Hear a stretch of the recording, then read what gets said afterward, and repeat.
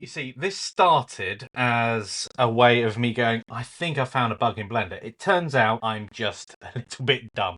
And I want to show you this because it is something that you're probably going to do when you're working with Python in Blender. Okay, so let's have a look at our code here. This top 6 lines of code is boilerplate and standard stuff. We don't need to have a look at that. That just clears the scene, ready to go. The next part here is where the code comes in. So we've got two options. This first option assumes that you're making the object. In this case, we're adding 5 monkeys to the scene. We're adding them next to each other on the x-axis, and then we're getting the active object as each one is added. We're getting it and renaming it Suzanne underscore, and then whatever iteration we're going through. So this will be labeled from 0 to 4 because we start counting at 0 when we're coding. So the next one is an example of a way you might approach something. It's wrong, but let's see why it's wrong. If we go ahead and run the code as it is now, it's going to add monkeys to the scene, and then when we go ahead and run our code, you can see it's named differently. Instead of being named 0 to 4, it's named 10 to... What is going on here? Well,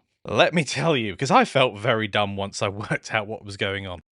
So we're iterating and we're enumerating this list of objects because we need to do that to go through. And we're taking each object, its name, and we're reassigning it to the same as we did above. So why is it not working? Well, why it's not working is because you're literally mutating. We're changing that list of objects that we're looping over. No wonder it doesn't work. It's like getting everything in front of you, and as you change it, it's added to that list again, and it goes through, which is why we end up with it being gone over so many times, and we get to 14. Now, you get a different number if you type in different numbers here. We can see that goes all the way up to 3. It's basically iterating over it several times, which is confusing because it looks like it's working and just giving you the wrong number. In fact, it can get even deeper if you start playing around and you realize, and I don't know why this works in the background, but say you misspelt Suzanne like that and then ran it, the code would suddenly work again. So then it looks like something to do with numbers and letters and underscores. No. It's got nothing to do with that. And the solution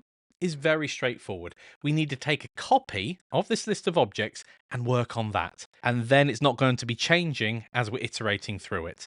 So all we need to do is pop list in front, open parentheses and close them off again, like so. And then it doesn't matter what we call this. Let's go back to Suzanne because we know that wasn't working before. And then Alt and P, let's run our code and it's working again. And if we come in here, let's say we actually want it numbered 1 and onwards, we could go to this I, go I plus 1, and there we go. We've got things named from 1 to 7 instead. It's entirely up to you, obviously, how you number things like that. But man, I felt so silly. And I hope this helps you out as well. It's not just different object lists that aren't necessarily the same, but remember not to work on a live list, because if you go and change it, it's going to iterate through your changes as well. Oh man. Hope that helps. See you in the next one.